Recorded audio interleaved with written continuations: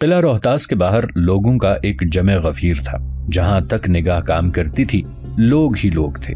گول دائرے کی صورت میں یہ سارے لوگ جمع تھے اور اس گول دائرے کے اندر ایک بلند شہنشین بنا دی گئی تھی جو لکڑی کا ایک بلند محل لگتی تھی۔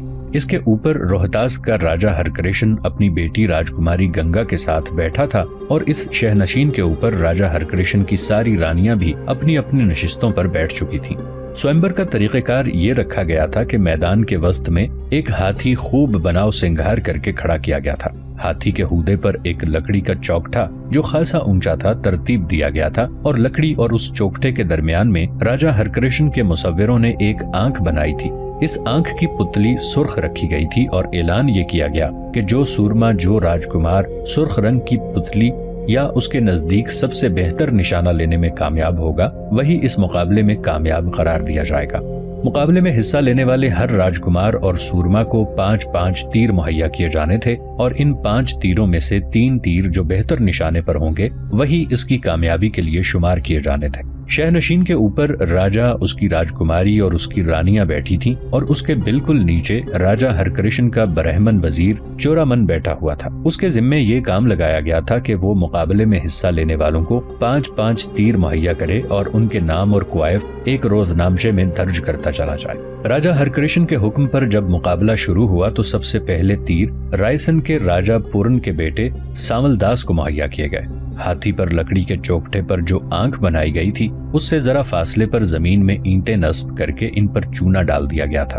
وہیں سے مقابلے میں حصہ لینے والے تیر اندازوں کو آنکھ کی پتلی کو اپنا ہدف بنانا تھا۔ اپنے 5 تیروں کے ساتھ رائسن کے بیٹے سامل داس کو وہاں جانا تھا۔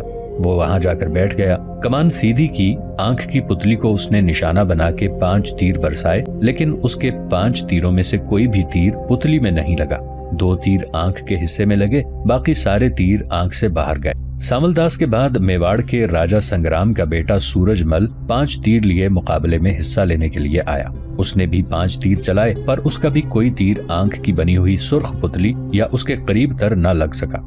سورج مل کے بعد کلنجر کے راجہ بیر سنگھ بندیل کا بیٹا سور داس اپنے 5 تیر لے کر آیا۔ اس نے بھی کمال مہارت کا مظاہرہ کرتے ہوئے اپنے تیر چلائے پر اس کے بھی سارے تیر ناکام رہے۔ اس کے 4 تیر آنکھ کے باہر لگے اور 5واں تیر آنکھ کے گوشے کے قریب پیوست ہوا۔ اس کے بعد ریاست کے اندر سے آئے ہوئے بڑے سورما قسمت آزماتے رہے، لیکن سب کی بدقسمتی آنکھ کی سرخ پتلی کو کوئی بھی نشانہ نہ بنا سکا۔ آخر میں ایک سوار پنڈال کے اندر نمودار ہوا۔ وہ سوار سیاہ رنگ کا لباس پہنے ہوئے تھا، اپنا چہرہ بھی اس نے سیاہ رنگ کے نقاب میں ڈھانپ رکھا تھا۔ سیاہ رنگ کے لباس والے اس شاہ سوار نے پنڈال کے اندر آ کر اپنے گھوڑے کو ایک جھٹکے کے ساتھ لگام کھینچتے ہوئے روکا، جس کے رد عمل میں اس کا گھوڑا ایک بار فضا میں الف ہوتا ہوا بری طرح ہنہنایا۔ اس کے بعد ایک اونچی اور زہریلی جست کے ساتھ وہ سوار نیچے اترا۔ اس کی تلوار، اس کا خنجر پہلے ہی اس کی کمر کے پٹکے پر دکھائی دے رہا تھا۔ اس نے گھوڑے پر لٹکتی ہوئی کمان اپنے کندھے پر ڈالی اور اس لکڑی کی شہنشین کی طرف بڑھا جس کے اوپر روہتاس کے راجہ ہرکرشن اور اس کی راجکماری گنگا بیٹھے ہوئے تھے۔ ان کے نیچے ہرکرشن کا وزیر چورامن مقابلے میں حصہ لینے والوں میں تیر بانٹ رہا تھا۔ سیاہ لباس میں ملبوس وہ اجنبی برہمن وزیر چورامن کے پاس گیا اور اس سے مقابلے میں حصہ لینے کے لیے تیر طلب کیا۔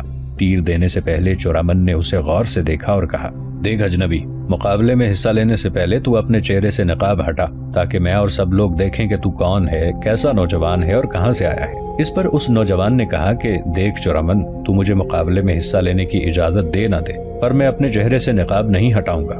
اس پر چورامن نے کہا کہ اگر تو نقاب نہیں ہٹاتا تو پھر اپنے کوائف ہی لکھا، اپنا نام ہی بول، اپنا پتہ بتا تاکہ میں روزنامچے میں تیرے کوائف لکھوں، اس لیے کہ مجھے اس کا حکم دیا گیا ہے۔ اس پر وہ اجنبی نوجوان کہنے لگا کہ دیکھ چورامن، میں اپنا نام بھی نہیں بتاؤں گا اور اپنے کوائف بھی نہیں لکھاؤں گا۔ اس پر چورامن نے کہا کہ اگر یہ بات ہے تو پھر تو سوئمبر کے اس مقابلے میں حصہ بھی نہیں لے سکتا۔ اس پر وہ نوجوان مڑا اور کہنے لگا کہ دیکھ چورامن، اگر تو چاہتا ہے کہ اس سوئمبر میں میں حصہ نہ لوں تو یوں ہی صحیح، میں چلا جاتا ہوں۔ اسی موقع پر شہنشین کے اوپر سے راجہ ہرکرشن بولا اور تحکمانہ انداز میں کہنے لگا، چورامن، اس نوجوان کو تیر دو تاکہ یہ اس مقابلے میں حصہ لے۔ اگر یہ نوجوان اپنا نام، اپنے کوائف نہیں بتاتا تو کوئی فرق نہیں پڑتا، اسے تیر دو تاکہ یہ مقابلے میں حصہ لے۔ راجہ کا یہ حکم سن کر برہمن وزیر چورامن فوراً حرکت میں آیا اور 5 تیر اس نقاب پوش اجنبی کی طرف بڑھا دیے۔ اس اجنبی نے ہاتھ بڑھا کر 3 تیر لے لیے اور باقی 2 چورامن کو لٹا دیے۔ اس پر چورامن نے کہا کہ دیکھ اجنبی، 5 تیر لے لے، اس سے تیری کارکردگی میں اضافہ ہوگا۔ وہ اجنبی کہنے لگا، دیکھ چورامن، کارکردگی تو صرف 3 تیروں میں شمار کی جائے گی۔ 5 تیروں میں جو 3 تیر نشانے پر لگیں گے وہی کارکردگی میں شمار ہوں گے، لہٰذا میں اپنی کارکردگی کے لیے 3 تیر ہی لوں گا، اور مجھے امید ہے کہ میرا 1 تیر ہی باقی کے 5 تیروں پر بھاری ہوگا۔ اس پر اوپر سے راجہ ہرکرشن کہنے لگا، دیکھ اجنبی، تو اپنے آپ کو 3 تیروں تک کیوں محدود رکھتا ہے؟ اگر تو قسمت آزما ہی رہا ہے تو اپنے مقدر کے کھیل کو بہتر بنا، اپنے حصے کے 5 تیر لے، اس سے تیری کارکردگی میں اضافہ ہوگا اور تو بہتر صورتحال میں آئے گا۔ اس پر وہ نقاب پوش اجنبی کہنے لگا، نہیں راجہ، میں تمہیں یقین دلاتا ہوں، میں 3 ہی تیروں میں بہترین کارکردگی کا مظاہرہ کروں گا۔ اس کے ساتھ ہی وہ نقاب پوش نوجوان ہٹ گیا، جہاں پر بیٹھ کر تیر چلانے تھے اس جگہ پر وہ پہنچا۔ تھوڑی دیر تک اس نے اپنے سامنے ہاتھی کے ہودے پر بنے چوکٹے پر آنکھ کے نشان کو دیکھا۔ اس کے بعد کندھے سے اس نے اپنی بھاری وزنی کمان اتاری۔ کمان کا ایک سرا اس نے گھٹنے پر جمایا، دوسرا گھٹنا اس نے ٹیک کے لیے زمین پر لگا دیا، پھر پہلا تیر اس نے چلے پر چڑھایا، شست لی، سانس روکی، پھر تیر چلا۔ اس کا پہلا تیر عین سرخ رنگ کی پتلی کے درمیانی حصے میں پیوست ہوا۔ اس اجنبی کی اس کارگزاری پر پورا میدان اس کے حق میں تالیوں سے گونج اٹھا۔ تھوڑی دیر تک ایسا ہی سما رہا۔ شہنشین کے اوپر اس اجنبی نوجوان کا نشانہ دیکھتے ہوئے راجہ ہرکرشن اور اس کی حسین و خوبصورت راجکماری گنگا کے چہرے پر خوشگوار مسکراہٹ تھی۔ اس کے بعد اس نوجوان نے اپنا دوسرا تیر سنبھالا۔ اسی طرح کمان کا ایک سرا اس نے اپنے گھٹنے پر رکھا، دوسرا گھٹنا زمین پر ٹکا کر اس کا سہارا لیا۔ اس کے بعد شست باندھتے ہوئے اس نے دوسرا تیر چلایا۔ دوسرا تیر پہلے تیر کو مس کرتا ہوا عین سرخ رنگ کی پتلی میں پیوست ہوا۔ ایک بار پھر پورا میدان تالیوں سے گونج اٹھا۔ راجکماری گنگا اس نوجوان کی کارگزاری پر ایسی خوش ہوئی کہ فرط مسرت میں ایک بار وہ شہنشین کے اوپر اپنی جگہ پر اٹھ کھڑی ہوئی اور بڑے غور سے کبھی اس کے 2 پیوست تیروں کو دیکھتی، کبھی اس نوجوان کی طرف۔ تالیاں جب بند ہوئیں اور میدان پرسکون ہوا، تب وہ اجنبی نقاب پوش تیسری بار حرکت میں آیا۔ اب اس نے شست باندھتے ہوئے جب تیسرا تیر چلایا، اس کا تیسرا تیر پہلے 2 تیروں کے درمیانی حصے میں گھستا چلا گیا۔ اس طرح اس کے تینوں تیر ایک دوسرے کو مس کرتے ہوئے عین سرخ رنگ کی پتلی کے اندر پیوست ہوئے۔ یہ صورتحال دیکھتے ہوئے میدان کے ارد گرد لوگ اپنی جگہ پر اٹھ کھڑے ہو گئے۔ وہ ناچنے کودنے اور فضا میں اپنی پگڑیاں اچھال کر اپنی خوشی کا اظہار کرنے لگے۔ ایسی صورتحال میں راجہ ہرکرشن اور اس کی راجکماری بھی شہنشین سے اتر گئے۔ وہ نوجوان ابھی تک اسی جگہ کھڑا تھا جہاں سے اس نے تیر چلائے تھے۔ راجہ بڑی تیزی سے نیچے اترا اور اسے گلے لگاتے ہوئے کہا، دیکھ نوجوان، میں تجھے اس کامیابی پر مبارکباد دیتا ہوں۔ اس موقع پر راجکماری گنگا بھی قریب گئی اور کہنے لگی، دیکھو، میں نہیں جانتی کہ تم کون ہو، تمہارا نام کیا ہے؟ بہرحال جس کارگزاری کا تو نے مظاہرہ کیا ہے وہ بڑی بے مثال اور نایاب ہے، اور میں بھی تجھے تیری اس کامیابی پر مبارکباد دیتی ہوں۔ کیا تو مجھے اپنا نام نہیں بتائے گا؟ اس لیے کہ تو آج کا سوئمبر جیت چکا ہے۔ اس پر وہ اجنبی ہلکی سی آواز میں کہنے لگا، ابھی میں کچھ نہیں بتاؤں گا، نہ ہی اپنے خیالات کا اظہار کروں گا، اس لیے کہ یہ سوئمبر کا پہلا حصہ ہے، ابھی 2 حصے باقی ہیں۔ اس سے آگے اس اجنبی نے کچھ نہ کہا اور وہ وہاں سے ہٹ گیا۔ قریب ہی کھڑے اپنے گھوڑے پر سوار ہوا۔ انگیخت کرنے والی ایڑ اس نے اپنے گھوڑے کو لگائی، پھر وہ جنوب کی طرف اپنے گھوڑے کو سرپٹ دوڑاتا ہوا سب کی نگاہوں سے اوجھل ہو گیا تھا۔ راجکماری گنگا اس نوجوان کو کافی دیر تک حسرت سے دیکھتی رہی، پھر وہ سر جھکا کر اپنے باپ ہرکرشن کے ساتھ ہو لی۔ گجرات کے حکمران بہادر شاہ کے ساتھ اپنے تعلقات کسی حد تک بہتر اور استوار کرنے کے بعد ہمایوں ایک بار پھر آگرہ سے شیر شاہ سوری کی سرکوبی کے لیے روانہ ہو گیا، لیکن قدرت کو شاید ہمایوں کا فعل پسند نہ تھا، اس لیے کہ اپنے لشکر کے ساتھ بڑی تیزی بڑی سرعت کے ساتھ یلغار کرتا ہوا ہمایوں جب کالپی کے مقام پر پہنچا تو یہاں چتوڑ کی رانی کرموتی کی طرف سے ایک قاصد اس کی خدمت میں حاضر ہوا۔ رانی کرموتی کی طرف سے اس قاصد کے ہاتھوں ہمایوں کو راکھی ملی۔ اس کے ساتھ ہی رانی کرموتی نے گجرات کے سلطان بہادر شاہ کے خلاف ہمایوں سے مدد طلب کی۔ رانی کرموتی کی طرف سے جب قاصد یہ پیغام لے کر ہمایوں کی خدمت میں حاضر ہوا تو کالپی کے مقام پر ہمایوں نے اپنے لشکر کو روک دیا۔ ہمایوں نے اپنے لشکر کے سرکردہ لوگوں کا ایک اجلاس طلب کیا اور جو پیغام چتوڑ کی رانی کرموتی کی طرف سے آیا تھا وہ ان کے سامنے پڑھ کر سنایا گیا۔ سارے سالار اور ہمایوں کے عزیز و اقارب تھوڑی دیر تک اس موضوع پر گفتگو کرتے رہے، پھر ہمایوں کا چچا ناصر مرزا اپنے خیالات کا اظہار کرنے لگا۔ اس نے ہمایوں سے کہا، بہتر یہ ہے کہ ہمیں واپس جانا چاہیے۔ شیر شاہ کے خلاف حرکت میں آنے سے پہلے گجرات کے حاکم بہادر شاہ کے ساتھ اپنا معاملہ صاف کر لینا چاہیے۔ ہمایوں میرے بیٹے، جس وقت تم دوسری بار شیر شاہ کے خلاف پیش قدمی کرنے والے تھے، میں نے اسی وقت ہی تمہیں منع کیا تھا کہ گجرات کا حکمران بہادر شاہ انتہائی عیار شخص ہے۔ بظاہر وہ اپنے آپ کو تمہارا مطیع اور فرما بردار ظاہر کرتا ہے، لیکن اندر ہی اندر وہ مغلیہ سلطنت کی جڑیں کاٹنے کے درپے ہے۔ میں اس موقع پر میرے بیٹے تمہیں مشورہ دوں گا کہ یہی کالپی سے واپس ہو لو، اور اگر تم نے ایسا نہ کیا تو یاد رکھنا، گجرات کا حاکم بہادر شاہ چتوڑ کو فتح کرنے کے بعد مالوا کی طرف بڑھے گا اور مالوا پر قبضہ کر لے گا، اور اگر چتوڑ کے بعد اس نے مالوا پر بھی اپنی گرفت کر لی تو یاد رکھنا دہلی کی سلطنت ہمیشہ کے لیے خطرات میں گھری رہے گی۔ سن ہمایوں میرے بیٹے، میرا مشورہ یہ ہے کہ بہادر شاہ کی سرکوبی کرو، اور قبل اس کے کہ بہادر شاہ مالوا پر قبضہ کر لے تم خود مالوا پر قابض ہو جاؤ۔ چتوڑ اگر ایک خود مختار ریاست رہتی ہے تو یہ مغلیہ سلطنت کے لیے بہتری اور حفاظت کی ایک علامت ہے۔ گو ہمایوں نے اپنے چچا ناصر مرزا کے ان خیالات کی تائید کی تھی اور اس کی تجویز کو پسند بھی کیا تھا، لیکن اس نے دوسرے لوگوں سے بھی اس سلسلے میں مشاورت کی۔ اس کے جواب میں سب سے پہلے ہمایوں کے معتمد خاص معید بیگ سے مشورہ لیا گیا۔ معید بیگ نے بھی ہمایوں کے چچا ناصر بیگ کی تجویز سے اتفاق کیا۔ اس کے علاوہ ہمایوں کے بھائی مرزا عسکری اور مرزا ہندال نے بھی ہمایوں کو یہی تجویز دی کہ شیر شاہ کی طرف جانے کی بجائے پہلے ہمیں اپنا معاملہ بہادر شاہ سے درست کرنا چاہیے، اور بہادر شاہ کو زیر کرنے کے بعد اکیلے شیر شاہ سے نمٹنا ہمارے لیے آسان ہو جائے گا۔ اس موقع پر ہمایوں کے وزیر معید بیگ نے یہ خطرہ پیش کیا کہ اگر ہم اس وقت شیر خان سے ٹکراتے ہیں تو ہو سکتا ہے اندر ہی اندر شیر خان اور گجرات کا حکمران بہادر شاہ آپس میں گٹھ جوڑ کر لیں۔ اس طرح ایک طرف سے بہادر شاہ ہم پر حملہ آور ہو جائے اور دوسری طرف سے شیر شاہ، اور یوں ہماری حالت بد سے بدتر ہو کر رہ جائے۔ ان خیالات کے تحت شیر شاہ کی طرف ہمایوں نے پیش قدمی روک دی۔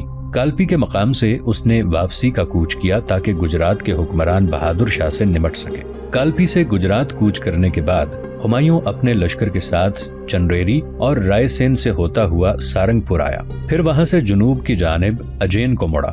اس دوران تک گجرات کا حکمران بہادر شاہ چتوڑ کے قلعے کو فتح کر چکا تھا۔ چتوڑ کی رانی کرموتی اپنا قلعہ ہاتھ سے نکلتے وقت ہندو رسم جوہر ادا کرتی ہوئی آگ میں کود کر مر گئی تھی۔ بہادر شاہ کو جب خبر ہوئی کہ ہمایوں اپنے لشکر کے ساتھ منزل پر منزل مارتا ہوا اس کی سرکوبی کے لیے بڑھ رہا ہے تو وہ چتوڑ سے ہٹ گیا تاکہ ہمایوں کی راہ روکے اور اپنے مفتوحہ علاقوں پر اپنے قبضے کو مستحکم کرے۔ لیکن بہادر شاہ کی بدقسمتی کہ جب وہ ہمایوں سے ٹکرایا تو ہمایوں نے اس جوش جذبے اور اس سختی کے ساتھ بہادر شاہ پر حملہ کیا کہ بہادر شاہ کی ساری قوت کو ہمایوں نے تاش کے پتوں کی طرح بکھیر کر رکھ دیا۔ اس کے بعد جگہ جگہ ہمایوں اور گجرات کے حاکم بہادر شاہ کے درمیان جنگیں ہوئیں، لیکن ہر جنگ میں ہمایوں نے بہادر شاہ کو نیچا دکھایا اور اسے ذلت آمیز شکست دی۔ بہادر شاہ کو جب یقین ہو گیا کہ وہ کسی بھی مقام پر ہمایوں کے سامنے جم کر نہیں لڑ سکتا تو وہ نا امید اور مایوس اور شکست خوردہ اپنے بچے کچے لشکر کو لے کر گجرات کی طرف بھاگ گیا۔ بہادر شاہ کو گجرات کی طرف بھگانے کے بعد ہمایوں چتوڑ کی طرف آیا۔ اس کے وہاں پہنچنے سے پہلے چتوڑ کی رانی کرموتی آگ میں کود کر اپنا خاتمہ کر چکی تھی۔ ہمایوں نے چتوڑ کے تاج و تخت پر رانی کرموتی کے بیٹے بکرماجیت کو بٹھایا اور خود وہ آگرہ کی طرف گیا تاکہ اپنے لشکر کے حالات درست کرنے کے بعد شیر شاہ سوری کی سرکوبی کے لیے نکلے۔ شیر شاہ سوری نے ابھی تک اپنے لشکر کے ساتھ دریائے گنگا اور دریائے کرم ناسا کے سنگم پر قیام کیا ہوا تھا۔ اسے جب خبر ملی کہ کالپی کے مقام تک آنے کے بعد ہمایوں اپنے لشکر کے ساتھ واپس چلا گیا ہے تاکہ بہادر شاہ سے اپنا معاملہ درست کر لے تو شیر شاہ بے حد خوش ہوا۔ اب اس نے ارادہ کر لیا کہ ہمایوں کی غیر موجودگی سے فائدہ اٹھاتے ہوئے وہ بنگال پر حملہ آور ہوگا اور بنگال اور بہار پر اپنا قبضہ مکمل کرنے کے بعد وہاں مغلوں کے مقابلے میں ایک مستحکم حکومت قائم کرے گا تاکہ آنے والے دور میں اگر مغل اس سے ٹکرائیں تو وہ ان کے حملوں کا خاطر خواہ جواب دے سکے۔ اپنے ان ارادوں کو عملی جامہ پہنانے سے قبل شیر شاہ نے اپنے سالاروں کا اجلاس طلب کیا۔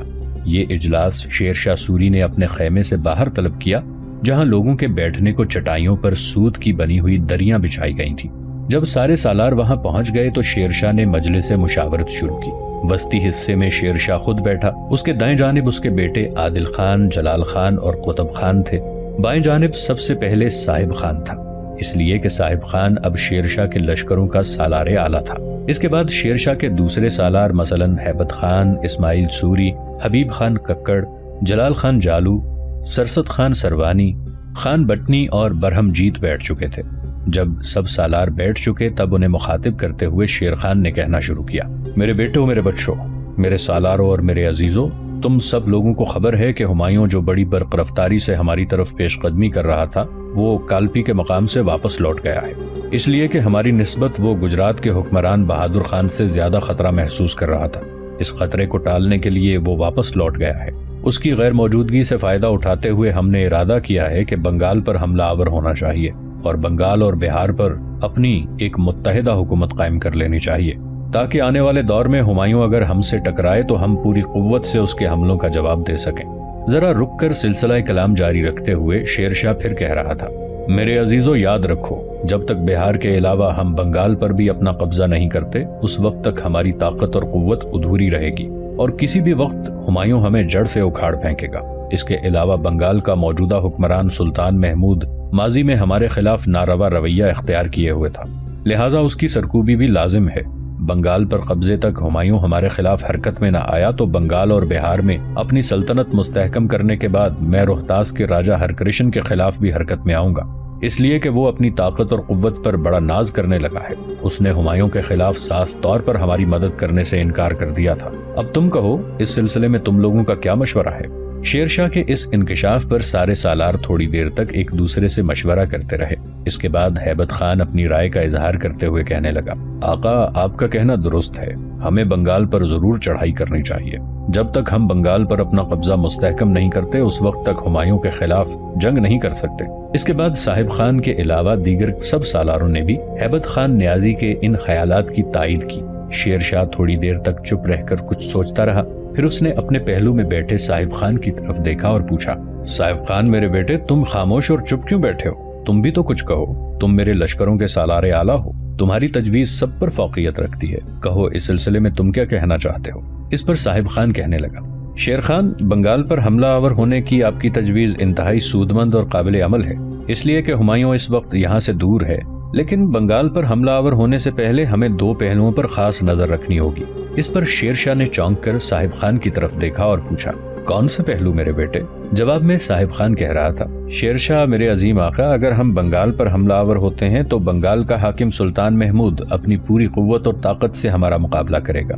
مجھے قوی امید ہے کہ ہم چند ہی دنوں میں ضرب پر ضرب لگاتے ہوئے سلطان محمود کو اپنے سامنے بدترین شکستیں دیں گے اور اس سے بنگال حاصل کرنے میں کامیاب ہو جائیں گے، لیکن اس کے بعد ہمارے لیے دو طرف سے خطرات اٹھ سکتے ہیں۔ پہلا خطرہ یہ کہ ہم سے شکست کھانے کے بعد سلطان محمود اگر بچ نکلا تو وہ ضرور ہمایوں کی طرف بھاگے گا اور ہمارے خلاف وہ ہمایوں سے مدد طلب کرنے کی کوشش کرے گا، اور اگر ہمایوں گجرات کے حاکم بہادر شاہ کے خلاف مصروف جنگ رہا اور اسے سلطان محمود کو مدد دینے کا وقت نہ ملا تب سلطان محمود اس سے بھی ایک بڑا قدم اٹھا سکتا ہے۔ اس پر شیر شاہ نے چونک کر پوچھا کہ وہ کون سا قدم ہے میرے بیٹے؟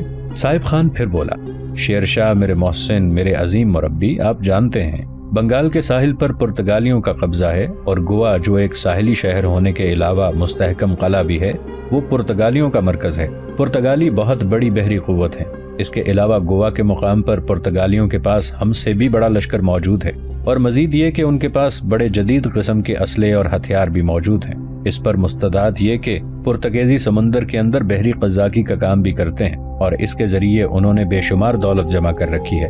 مجھے اندیشہ ہے کہ بنگال کے حاکم سلطان محمود کو ہم سے شکست کھانے کے بعد اگر ہمایوں کی طرف سے کوئی خاطر خواہ جواب نہ ملا تو یہ سلطان محمود پرتگالیوں سے رابطہ قائم کرے گا اور ہمارے خلاف ان سے مدد حاصل کرنے کی کوشش کرے گا۔